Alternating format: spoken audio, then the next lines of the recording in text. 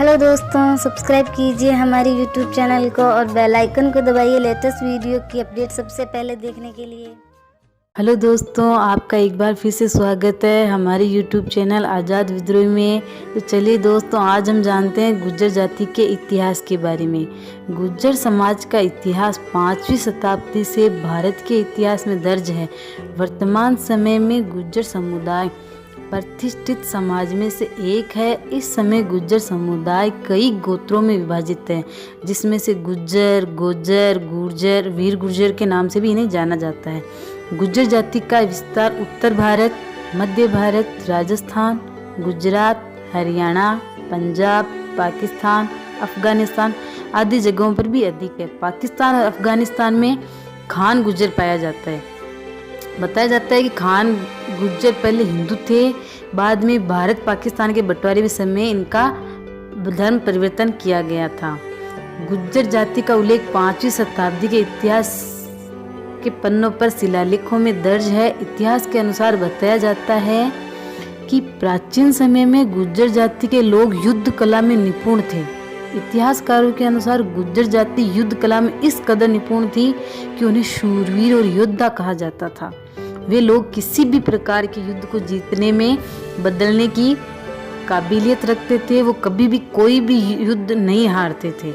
इस काबिलियत के बल पर गुर्जर समुदाय ने 5वीं शताब्दी से 12वीं शताब्दी तक पूरे भारतवर्ष पर राज किया था।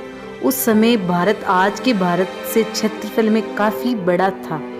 माना जाता है गुर्जर प्रतिहार वंश ने 600 सालों तक अरब के इस्लामिक लड़ाकों को भारत में घुसने तक नहीं दिया था। उस समय प्रतिहार वंश के राजा मीर भोज का वर्चस्व था।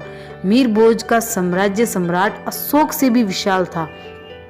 12वीं शताब्दी के बाद गुर्जर प्रतिहार वंश का पतन होना शुरू हो गया था, जिसके बाद अरब के आक्रमणकारियों ने भारत में सेंध लगा ली और धीरे धीरे भारत को लूटना शुरू कर दिया।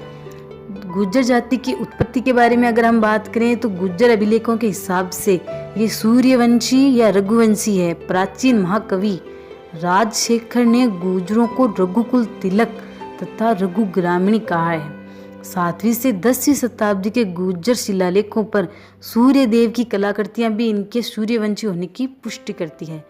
राजस्थान में आज भी गुर्जरों को सम्मान से मीर बोलते हैं। मीर का अर्थ होता है दोस्तों सूर्य। कुछ इतिहासकारों के अनुसार गुर्जर मध्य एशिया के कोकस क्षेत्र से आए आर्य योद्धा थे। कुछ विद्वान इन्हें विदेशी भी बताते हैं, क्योंकि गुर्जरों का नाम एक अभिलेख में हुणों के साथ मिलता है। हुण एक आक्रमणकारी प्रजाति थी जो लगातार हमारे यहाँ आक्रमण करती थी, परंतु इसका कोई ऐतिहासिक प्रमाण नहीं है। संस्कृत के विद्वानों के अनुसार गुर्जर शब्द एक संस्कृत शब्द है, जिसका अर्थ शत्रु का नाश करने वाला अर्थात शत्रु का विनाशक होता है।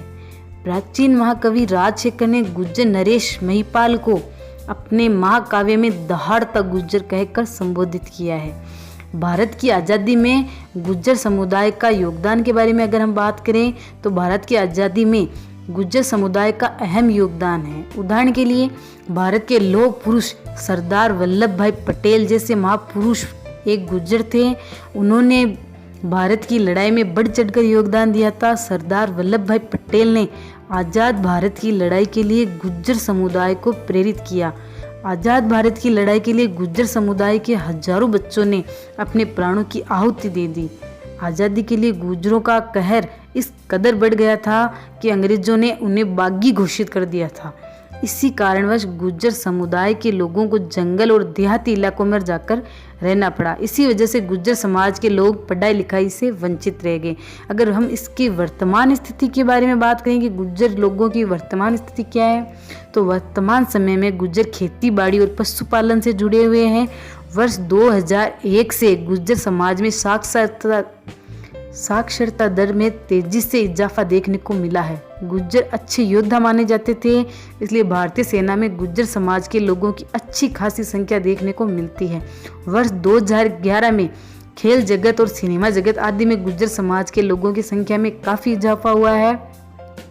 वर्तमान समय में गुर्जर महाराष्ट्र, दिल्ली, राजस्थान, हरियाणा, मध्य प्रदेश, यूपी, हिमाचल प्रदेश, जम्मू कश्मीर जैसे राज्यों में अधिकतर पाए जाते हैं और इसी के साथ हमारा वीडियो समाप्त होता है। दोस्तों अगर आपको हमारा वीडियो पसंद आया हो तो हमारे चैनल को सब्सक्राइब करें, हमारी वीडियो को शेयर करें, लाइक करें, और अगर आपको इससे जुड़े और कोई वीडियो देखने हो तो आप हमें कमेंट ज़रूर करें। धन्यवाद दोस्तों।